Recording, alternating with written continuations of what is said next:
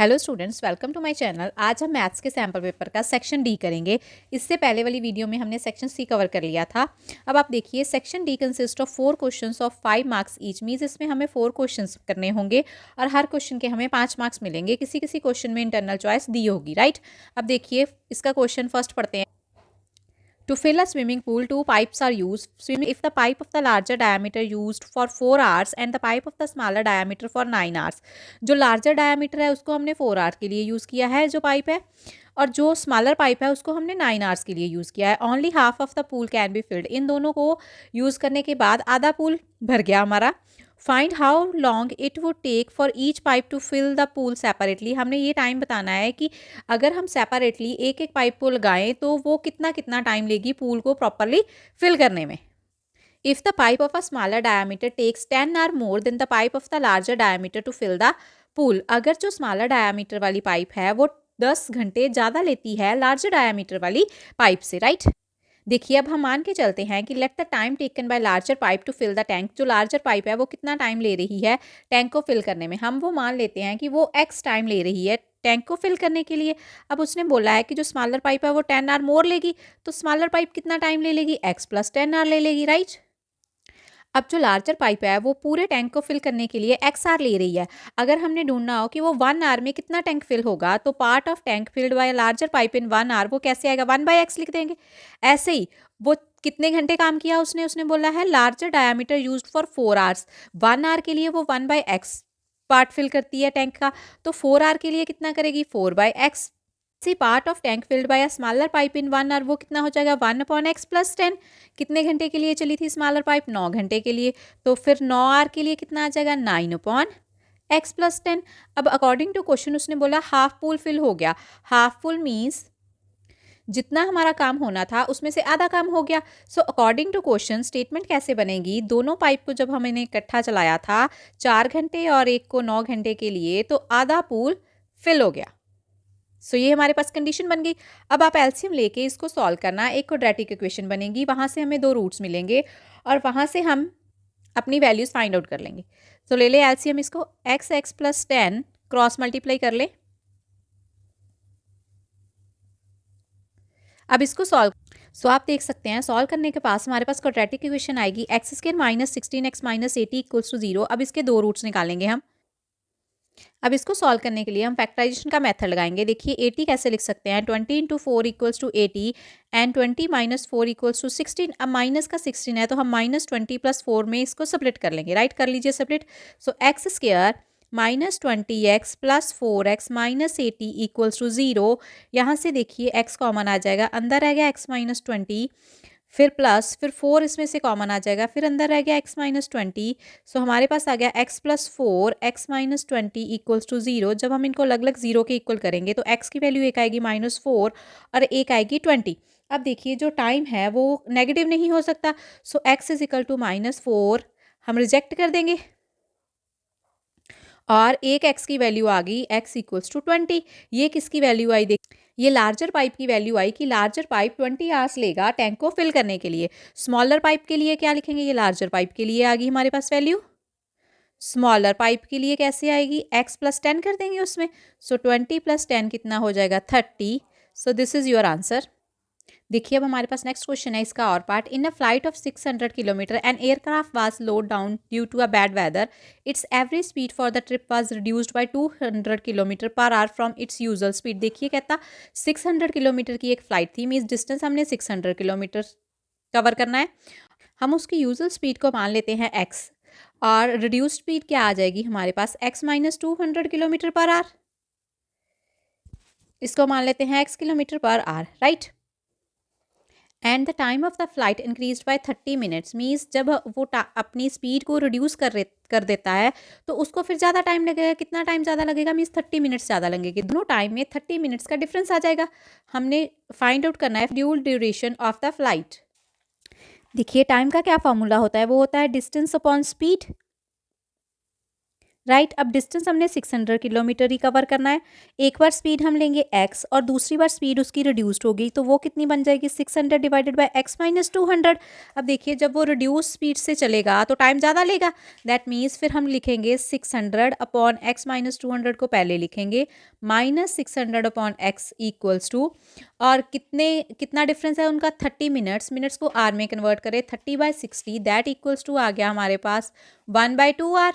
Right, तो equals to 1/2। अब इसको सॉल्व कर लेंगे।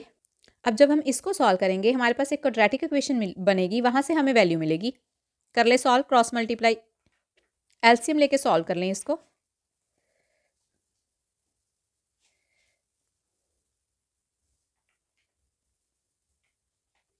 अब आप देखिए जब हम फैक्टराइजेशन मेथड से इस क्वाड्रेटिक इक्वेशन को सॉल्व करेंगे हमारे पास दो रूट आ जाएंगे, एक आ जाएगा 600, एक आ जाएगा x इक्वल्स टू -400। तो स्पीड कभी भी नेगेटिव नहीं होती, इसको हम रिजेक्ट कर लेंगे। x इक्वल्स टू 600 हम सेलेक्ट कर लेंगे। अब देखिए x आया क्या था हमारे पास, x था हमारे पास let the usual speed of the plane be x kilometre, means usual speed आ गई हमारे पास किलोमीटर, और डिस्टेंस हमारे पास थी 600 किलोमीटर। अब हमारे पास यूजुअल स्पीड आ गई 600 किलोमीटर पर आवर और डिस्टेंस हमने कवर करना था 600 किलोमीटर। यहाँ पर ड्यूरेशन पूछा है तो मीन्स टाइम ऑफ फ्लाइट निकालना था हमने। सो टाइम कैसे निकलेगा, time is equal to distance upon speed, so that equals to 1 hour. This is your answer.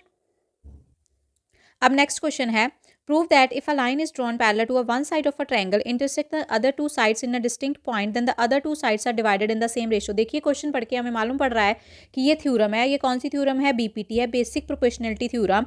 अब हम गिवन में क्या लिखेंगे कि एक ट्रायंगल एबीसी हमें दी है और हम बीसी के पैरेलल एक लाइन ड्रॉ कर लेते हैं डीई, जो एबी को डी पे कट कर रही है और एसी को ई पे कट कर रही है। राइट, टू प्रूफ हमने क्या करना है, A D upon D B equals to है ए ई अपॉन ई सी के। राइट, अब कंस्ट्रक्शन क्या करेंगे, देखिए हम ई और डी से दो परपेंडिकुलर ड्रॉन करेंगे ए बी और ए सी पर। सो हम डी से परपेंडिकुलर ड्रॉ करते हैं D M on A C and E से परपेंडिकुलर ड्रॉ करते हैं E N on A B. Right, और ज्वाइन कर देंगे B and E, C and D को। ये बात हम कंस्ट्रक्शन में लिख देंगे। अब प्रूफ में देखिए हम area of A triangle A D निकालेंगे। तो देखिए एरिया कैसे लिखते होते थे, half into base into height. अब देखिए अगर ट्रायंगल ए डी ई का हमने एरिया निकालना है, हम ए डी को बेस मानेंगे तो ई एन इसका परपेंडिकुलर आ जाएगा। राइट, ऐसे ही अगर हम एरिया ऑफ निकालें ट्रायंगल बी डी ई, उसका क्या आ जाएगा, half into D B into E N. देखिए जो ई एन है वो ट्रायंगल बी डी ई का भी परपेंडिकुलर है।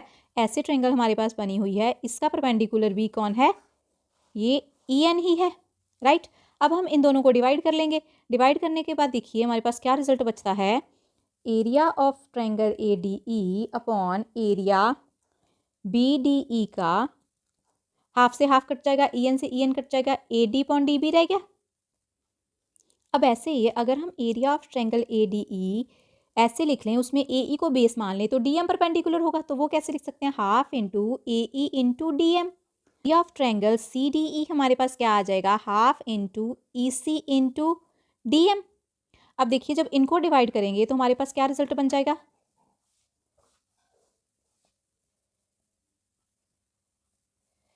1/2 से 1/2 कट हो जाएगा, डीएम से डीएम, रिजल्ट बन गया ए ई अपॉन ई सी। अब हमने इन दोनों को इक्वल प्रूव करना है। आप ऊपर देखिए ये दोनों वैल्यूज तो सेम ही है हमारे पास, है ना। अगर बी डी ई और सी डी ट्रायंगल को का एरिया हम सेम प्रूव कर दे तो हमारा ये रिजल्ट प्रूव हो जाएगा।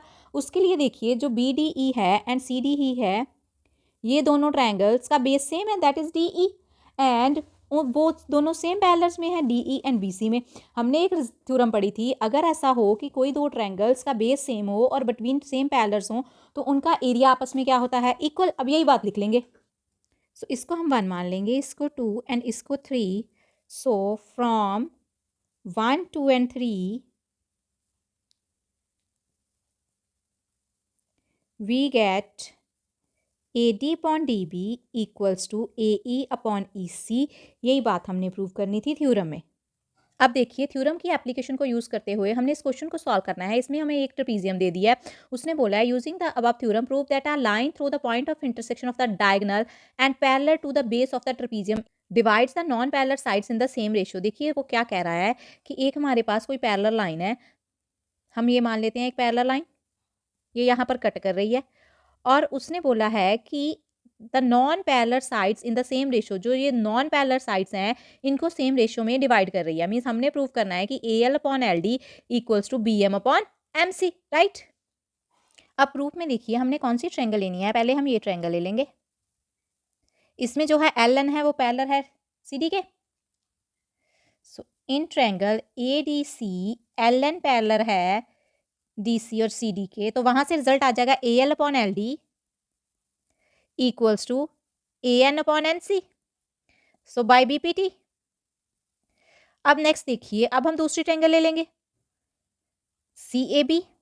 उसमें देखिए जो एन एम है वो पैरेलल है ए बी के, तो वहां से हमें क्या रिजल्ट मिल जाएगा, C N upon N A equals to C M upon M B by B P T. अब देखिए टू प्रूफ में था A L upon L D, यहाँ पर आ रहा है। अब B M upon M C नहीं आ रहा, लेकिन ये रेसिप्रोकल में आ रहा है। अब इसको रेसिप्रोकल करके इसको थोड़ा एडजस्ट करके हम निकाल लेंगे क्या आ रहा है। देखिए अगर इसका रेसिप्रोकल करें तो ये बन गया M B upon C M N A upon C N. अब इसको कैसे लिख सकते हैं, A N upon N C equals to B M upon M C. इसको हम सेकंड मान लेते हैं, इसको फर्स्ट मान लेते हैं। देखिए ये A N upon N C की वैल्यू आ गई, ये भी A N upon N C की वैल्यू थी। So from first and second A L upon L D equals to B M upon M C, यही बात हमने प्रूव करनी थी। होमलेस हो गए, इसके लिए जो 50 स्कूल्स हैं वो आगे आए, उन्होंने कलेक्टिवली डिसाइड किया कि वो उनको रहने के लिए स्पेस प्रोवाइड करेंगे और कैनवस प्रोवाइड करेंगे, राइट। कितने टेंट्स के लिए, 1500 टेंट्स के लिए, और वो जो एक्सपेंडिचर उस पर होगा उसको इक्वली डिस्ट्रीब्यूट कर लेंगे। The lower part of the each tent is cylindrical, जो लोअर पार्ट है वो सिलेंड्रिकल होगा और उसका with the base of radius 2.8 metre, उसकी जो सिलेंडर है उसकी रेडियस दे दी है 2.8 मीटर एंड हाइट हमें दे दी है 3.5 metre and the upper part is conical with the same base. तो सेम बेस है तो सेम रेडियस होगी, तो इसकी भी रेडियस कितनी आ गई 2.5 मीटर एंड हाइट हमें दी है 2.1 मीटर। अब एरिया ऑफ कैनवस निकालने के लिए हम क्या करेंगे, curve surface area of cylinder निकालेंगे और curve surface area of cone निकालेंगे, उनको ऐड कर देंगे। अब फॉर्मूला क्या होता है C S A of cylinder का, वो होता है 2 pi R H plus C S A of cone का होता है पाई आर एल। अब देखिए यहाँ पर हमें एल की वैल्यू नहीं दी, वो कैसे निकालेंगे, L equals to square root of R square plus H square. इसमें वैल्यू पुट कर दे आर और एच की, 2.8 का स्क्वायर प्लस 2.1 का स्क्वायर, तो हमारे पास वैल्यू एल की सॉल्व करके आ जाएगी 3.5 मीटर। अब इसमें वैल्यूज पुट कर दें। देखिए पाई आर और पाई आर दोनों में कॉमन आ रहा है, इसको कॉमन लिख लेते हैं।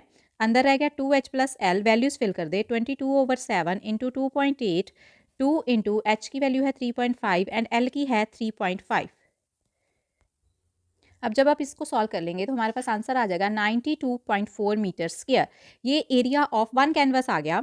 हमने अब कॉस्ट निकालनी है वन कैनवस की, तो कॉस्ट उसने देखिए क्या कॉस्ट दी है, कहता कॉस्ट ₹120 पर मीटर स्क्वायर, 1 मीटर स्क्वायर के लिए ₹120 लगेंगे और हमारे पास कितना है 92.4 मीटर स्क्वायर, तो कॉस्ट के लिए हम 120 को इसके साथ मल्टीप्लाई कर देंगे, कर दे multiply.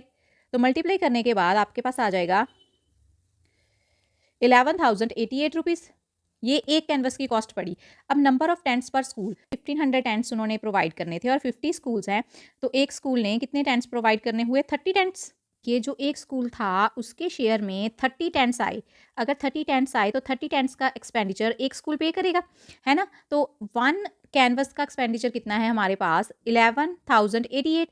So amount shared by E school कितना आ जाएगा 30 इंटू 11,088। सो हमारे पास आंसर आ जाएगा 332,640। आप this is your final answer. अब नेक्स्ट क्वेश्चन है, इसी का और पार्ट है। There are 2 identical solid cubical boxes of a side 7 centimetre. Identical हैं, क्यूबिकल बॉक्सेस हैं, उनकी साइड दे दी है हमें 7 centimetre. From the top of the face of the first cube a hemisphere of a diameter equal to the side of the cube is scooped out. जो पहला कहता क्यूब है उसके जो टॉप है उससे हमने एक हेमिस्फीयर स्कूप्ड आउट कर लिया, एक हेमिस्फीयर को बाहर निकाल लिया जिसका डायामीटर उसकी साइड के इक्वल होगा क्यूब की। So this hemisphere is inverted and placed on the top of the second cube. जो हमने यहाँ से हेमिस्फीयर निकाला वो हमने सेकंड क्यूब के टॉप पर रख दिया। देखिए ऐसे, find the ratio of the total surface area of the 2 new solids form. जो भी दो नए सॉलिड्स फॉर्म हो रहे हैं उनके टोटल सरफेस एरिया का रेशियो बताना है। फिर हमने volume of each new solid form, फिर हमने इन दोनों का वॉल्यूम भी बताना है, राइट। अब देखिए फॉर द फर्स्ट सॉलिड हमने सबसे पहले निकालना है टोटल सरफेस एरिया, है ना। टोटल सरफेस एरिया निकालने के लिए हम लिख लेंगे total surface area of cube, वो होता है 6 इंटू ए स्क्वायर प्लस। अब देखिए जो हमने स्कूप्ड आउट किया था यहाँ पर क्या आ जाएगा फिर, TSA of hemisphere. TSA of hemisphere क्या होता है, 2 पाई r स्क्वायर। उसके बाद आप देखिए हमने total surface area of the cube लिख दिया, लेकिन ऊपर वाला ये सर्कल है जो, ये भी तो माइनस होगा टोटल सरफेस एरिया में से। सो इसको हमने माइनस कर दिया πr²। सो हमारे पास क्या बन गया, 6a² plus 2 πr² minus πr², πr²। अब यहाँ पर वैल्यू पुट करेंगे, ए की वैल्यू कितनी है 7 सेंटीमीटर, और ए ही हमारा क्या है डी, वो कितना आ गया 7 सेंटीमीटर। तो यहाँ से रेडियस कितनी आ गई 7/2 सेंटीमीटर। अब इसमें आप वैल्यूज पुट कर लें।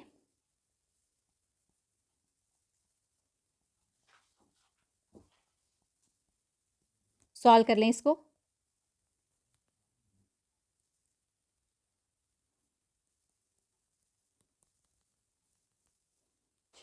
सो इनको ऐड करके हमारे पास आंसर आ जाएगा 332.5 सेंटीमीटर स्क्वायर। ये था टीएसए ऑफ फर्स्ट सॉलिड। ऐसे ही हम टीएसए ऑफ सेकंड सॉलिड निकालेंगे फॉर सेकंड सॉलिड। अब देखिए उसमें भी हम 6a² लिखेंगे पहले। Total surface area of cube लिख लिया। अब ऊपर क्या आ गया हमारे पास, ये हेमिस्फीयर आ गया।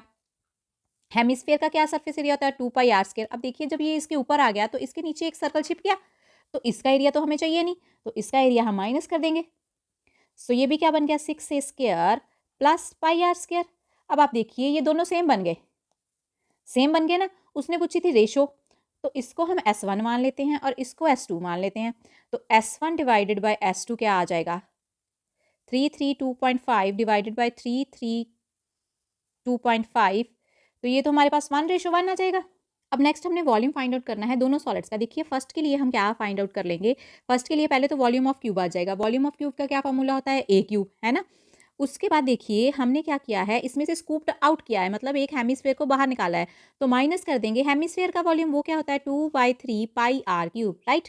ये हो गया वॉल्यूम फर्स्ट के लिए, इसको v1 मान लेते हैं। ऐसे जब हमने सेकंड के लिए वॉल्यूम फाइंड आउट करना है तो a³ तो आएगा, और अब हमने क्या किया था, इसके ऊपर रख दिया जो हेमिस्फीयर था, मीन्स एक इस हेमिस्फीयर का वॉल्यूम भी ऐड हो जाएगा। तो वो कितना आ जाएगा 2/3 πr³, मीन्स एक में हमने माइनस करना है और एक में प्लस करना है। आइए करते हैं फिर। सो ए की वैल्यू थी हमारे पास 7, 2/3 22.7, आर की वैल्यू है 3.5। अब इसको सॉल्व कर लेना। सॉल्व करने के बाद आपके पास आंसर आ जाएगा 1519 डिवाइडेड बाई 3 सेंटीमीटर क्यूब। ऐसे ही हम सेकंड का वॉल्यूम फाइंड आउट कर लेंगे।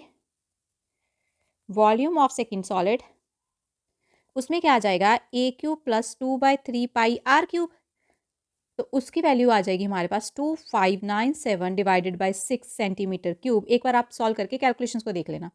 अब नेक्स्ट क्वेश्चन है 35th। The median of the following data is 525। Find the value of X and Y if the total frequency is 100। देखिए total frequency हमें दे दी गई है 100, मीडियन दे दिया है एक हमें 525, राइट। अब हमने एक्स एंड वाई की वैल्यू फाइंड आउट करनी है। जब भी मीडियन का फॉर्मूला आता है वो क्या लिखते हैं, L plus n/2 minus CF upon F into H. हम इसके लिए CF फाइंड आउट करेंगे पहले, तो CF फाइंड आउट कर लें। CF कैसे फाइंड आउट करते हैं, 2 ऐसे ही लिखेंगे, बाद में इसको ऐड कर देंगे दोनों को। ये क्या बन गया 7, फिर नेक्स्ट नंबर ऐड कर देंगे 7 प्लस x, ऐसे ही लिखते जाएंगे। फिर उसमें 12 ऐड कर देंगे 19 प्लस x, फिर आगे आ जाएगा 36 प्लस x, फिर आगे आ जाएगा 56 प्लस x। ऐसे करते करते हम सारी CF लिख लेंगे। आप CF कंप्लीट कर लेना, राइट। अब देखिए उसने टोटल हमें फ्रीक्वेंसी बता दी थी, वो थी 100। अब हमें n टोटल दे दिया है 100 और 76 प्लस x प्लस वाई हमें मालूम है कि जब हम CF निकालते हैं तो ये दोनों वैल्यूज तो सेम आनी चाहिए। सो ये किसके इक्वल आ गया 100 के। So x plus Y equals to 100 minus 76। So x plus Y की वैल्यू हमारे पास आ गई 24, राइट। अब देखिए जो मीडियन दिया है 525 दिया है, 525 कहाँ पर लाई कर रहा है, कौन से क्लास इंटरवल में, ये करेगा 500 टू 600 में। सो ये हमारे पास क्या बन गई, मीडियन क्लास बन गई, राइट। अब यहाँ से हम L की वैल्यू लिखेंगे। L की वैल्यू देखिए क्या आ गई 500 और F की वैल्यू आ गई 20। CF आ गया हमारे पास, मीडियन क्लास से ऊपर वाला वैल्यू लिखते होते हैं हम CF में, तो ये आ गया 36 प्लस x एंड H आ गया हमारे पास class interval 600 minus 500 that equals to 100। So इसकी वैल्यू अब हम फॉर्मूला में पुट कर देंगे। कर दीजिए put. 525 equals to 500 plus n/2 कितना आ गया 50 माइनस CF कितना था 36 plus x divided by F into 100। अब इसको सॉल्व कर लें आप।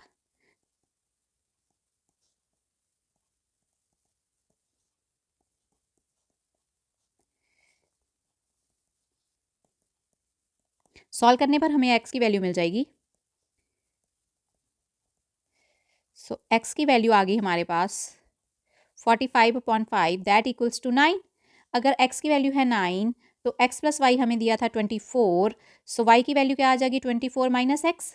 सो 24 minus 9 equals to 15। So x आ गया 9, y आ गया हमारे पास 15। सो ये था हमारा आंसर। सो इसके साथ ही हमारा सेक्शन डी कंप्लीट होता है। आगे वाली वीडियो में हम सेक्शन ई को डिस्कस करेंगे।